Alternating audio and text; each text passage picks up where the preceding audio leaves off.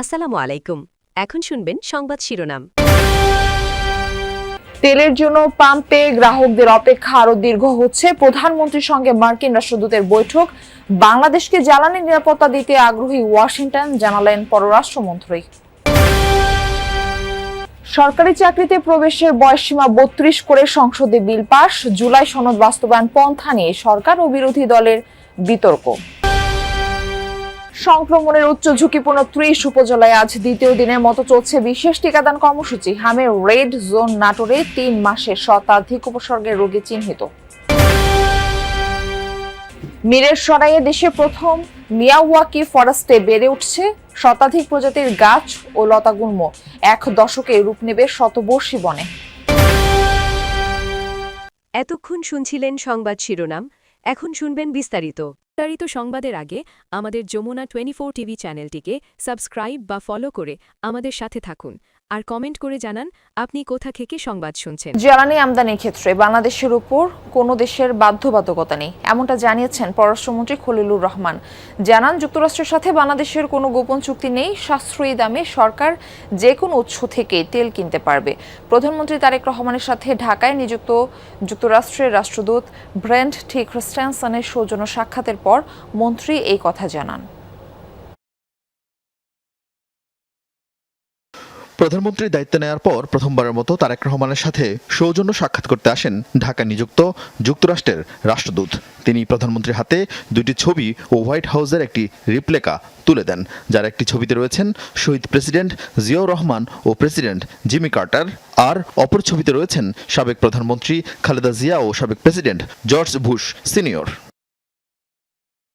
বৈঠক শেষে পররাষ্ট্রমন্ত্রী জানান, আগামীতে দুদেশের সম্পর্ক কেমন হবে, উন্নয়ন ও রোহিঙ্গাদের সহযোগিতা অব্যাহত রাখা নিয়ে আলোচনায় গুরুত্ব পায়। এছাড়া বাংলাদেশের জ্বালানি নিরাপত্তা দিতে আগ্রহী যুক্তরাষ্ট্র। আমাদের জ্বালানি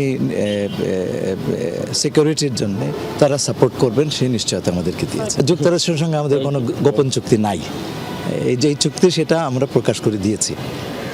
২ নম্বর কথা হচ্ছে যে কেউ কেউ বলছেন যে এই চুক্তির কারণে আমাদেরকে আমেরিকার কাছে পারমিশন চাইতে হচ্ছে। একেবারে মিথ্যে কথা। এই রাশিয়ান তেল কেনার ব্যাপারে সব দেশের উপরে রেস্ট্রিকশন আছে, আমেরিকান রেস্ট্রিকশন। আমরা সব রকম সোর্স থেকে কিনবো। আমরা চাইছি যে আমাদের ক্রেতারা সুলভ মূল্যে এই ডিজেল কিংবা অন্যান্য এনার্জি প্রোডাক্টগুলি পান। ইস্টার সানডে উপলক্ষে এদিন সচিবালয়ে প্রধানমন্ত্রীর সাথে শুভেচ্ছা বিনিময় করতে আসেন খ্রিস্টান সম্প্রদায়ের প্রতিনিধি দল। এ সময় প্রধানমন্ত্রীর কাছে বেশ কিছু দাবি উত্থাপন করেন তারা। পুনরুত্থান দিবসটি যেন জাতীয়ভাবে ছুটির দিন ঘোষণা করা হয়। দ্বিতীয় দাবি ছিল আমাদের ট্রাস্ট খ্রিস্টান। এবারে সংসদেও জুলাই সনদ বাস্তবায়ন পন্থা নিয়ে সরকার ও বিরোধী দলের বিতর্ক চলমান ছিল। জাতীয় সংসদে দেয়া বক্তব্যে স্বরাষ্ট্রমন্ত্রী সালাউদ্দিন আহমদ সংবিধানের মৌলিক আদর্শ নিয়ে সরকারি দলের অবস্থান তুলে ধরেন। সংসদ নেতা তারেক রহমানের পক্ষ থেকে বক্তব্য রাখছেন উল্লেখ করে সালাউদ্দিন আহমদ বলেন, ৭১-এর বিজয়ের সাথে অন্য কিছু তুলনা চলে না, কিন্তু বিরোধী দল সংস্কারের নামে ৭১ এবং ২৪শে চেতনাকে সমান করার চেষ্টা করছে।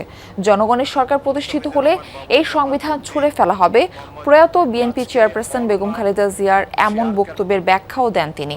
বলেন, তত্ত্বাবধায়ক সরকার ব্যবস্থা বাতিল সহ কাটা ছেঁড়া করে আওয়ামী লীগ সরকার সংবিধানের যে অবস্থা করেছিল, তেমন পরিস্থিতিতে বিএনপি চেয়ারপারসন সে বক্তব্য দিয়েছিলেন, কিন্তু এখন উচ্চ আদালত পঞ্চদশ সংশোধনীকে বাতিল করেছে, সংবিধানের পুরনো কাঠামোকে বহাল করেছে। এর আগে বিরোধী দলীয় নেতা ডাক্তার শফিকুর রহমান বলেন, সংবিধানের যেসব ধারা ফ্যাসিবাদের জন্ম দিয়েছিল সেগুলো উপড়ে ফেলে একটি নতুন বাংলাদেশ করতে হবে। জুলাই অভ্যুত্থান, ৯০-এর গণ আন্দোলন ও মুক্তিযুদ্ধকে অস্বীকার করার সুযোগ নেই। গণভোটের গণরায় বাস্তবায়নের দাবি জানান তিনি। এদিন সরকারি চাকরিতে প্রবেশের বয়সসীমা ৩২ করে বিল পাশ করা হয় সংসদে। যে প্রস্তাবটা এখানে আলোচিত হচ্ছে, এখনো আমরা জানতে পারলাম না অনুরূপ আরেকটা প্রস্তাব ৩০ তারিখ যেটা উত্থাপিত হয়েছিল মার্চ মাসের, সেটা আর কি হলো। সেটা যদি কোনো কিছু না হয়ে থাকে তাহলে পেন্ডিং একটা বিষয়ে প্রস্তাব থাকা অবস্থায় আরেকটা মুলতবি প্রস্তাব আসতে পারে কিনা আমি এই কার্যপ্রণালী বিধি পড়ে এটা বুঝতে পারি নাই। যেহেতু আমি নবীন সদস্য, আমাকে একটু বুঝিয়ে দিলে আমি খুশি হব। দেশনেত্রী বেগম খালেদা জিয়া কবরে প্রশান্তিতে শুয়ে আছেন। তিনি বলেছিলেন, আমি অনেকের সাথে কন্ট্রাডিক্ট করে বলছি এই সংবিধান ছুড়ে। কিন্তু হাম যেই সন্দেহে এবং হাম আক্রান্ত রোগীর একটি হটস্পট হিসেবে চিহ্নিত করা হয়েছে। গত 24 ঘন্টায় চাঁদপুরের এই জেলায় চাঁদপুর জেলায় কিন্তু 21 জনের মতো হাম সন্দেহে রোগী শনাক্ত হয়েছে। আর চাঁদপুর সদর হাসপাতালে কিন্তু এখন 20 জন রোগী চিকিৎসাধীন আছে। আমি কথা বলেছিলাম চাঁদপুরের সিভিল সার্জন অফিসের সাথে, তারা যেমনটি জানিয়েছে গত রাতে যে রিপোর্ট এসেছে তাতে 19 জনের হাম শনাক্ত হয়েছে। জেলায় এ পর্যন্ত সর্বমোট আক্রান্ত হয়েছে 51 জন, এর মধ্যে 3 জন শিশু গত মাসে মারা গিয়েছিল।